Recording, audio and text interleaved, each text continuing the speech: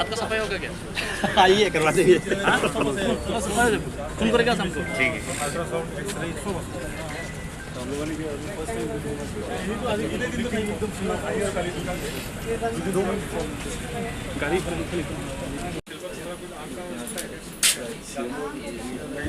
आगे क्या है आपको?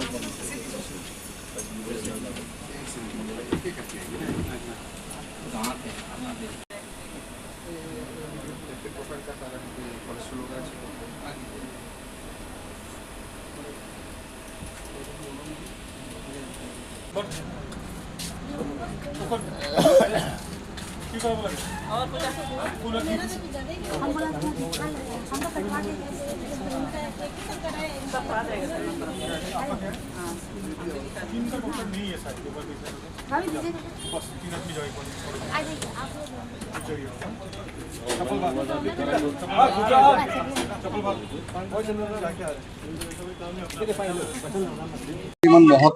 এইটো হ'ল মানে আমি being as a Marwari youth মঞ্চ প্ৰেচিডেণ্ট আমাৰ হিচাপত আমাৰ ইয়াত মটো মানে ছ'চিয়েল ছাৰ্ভিচত মানে আমি ফাৰ্ষ্ট টাইম কাৰ্বি আংলঙত বাছ এটা আনিছোঁ। এই কলকাতাৰ পৰা আহিছে বাছ। ইয়াত মানে কমপ্লিট হোল বডি চেকআপ, এইটো ফ্ৰী চেকআপ ফৰ এণ্টায়াৰ কমিউনিটিৰ কাৰণে। ইয়াত মানে আপোনাৰ mainly specially dental, ENT, eye, general OPD, ECG, then x ray, এইবিলাক চব ফ্ৰী হ'ব, ফ্ৰী অফ কষ্ট। যদি কোনোবা মানুহ আই চকু বেমাৰী আছে, আই প্ৰব্লেম আছে, মানে চশমাও আমি 20 টকাত দি আছোঁ। মানে ইয়াতকে ভাল ছাৰ্ভিচ আৰু ছ'চাইটিৰ কাৰণে হ'ব নোৱাৰে।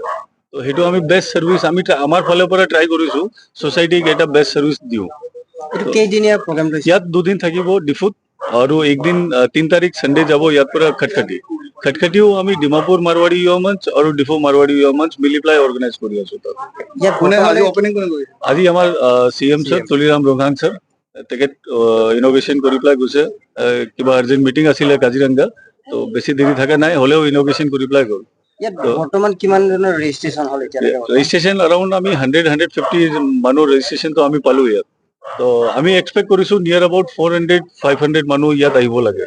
আপোনালোকে ফ্ৰী কৰাই আছে মানে কিবা মিনিমাম হ'লেও কিবা ৰাখিছে? নাই, আমি চেকআপটো 100% ফ্ৰী। আমি যদি কিবা ৰেজিষ্ট্ৰেশ্যন আৰু এই কিবা যদি কোনোবা চশমা লাগে, কিবা লাগে, তো 10 টকা 20 টকা এটা মানে মিনিমাম এটা ৰাখিছোঁ কিবা। তো সেইটোও আমাৰ কাৰণে নাই, এইটো বাছত যাব। বাছৰ হেঁতে গ্ৰুপ মানে লোটাছ গ্ৰুপ, হেঁতে কি কৰিব সেইটো টকাটো এটা চাইল্ড অৰফেঞ্জ হোম আছে কলকাতা, তাত ডনেশ্যন দিব। এইটো পিয়ৰলি বিং ফৰ ছ'চাইটি। ইয়াত মানে একো প্ৰফিট নাই, একো নাই, কাৰো কাৰণে নাই, একো নাই। চব যোন যি মানুহ আহিব লাগে চব আহিব পাৰে ইয়াত।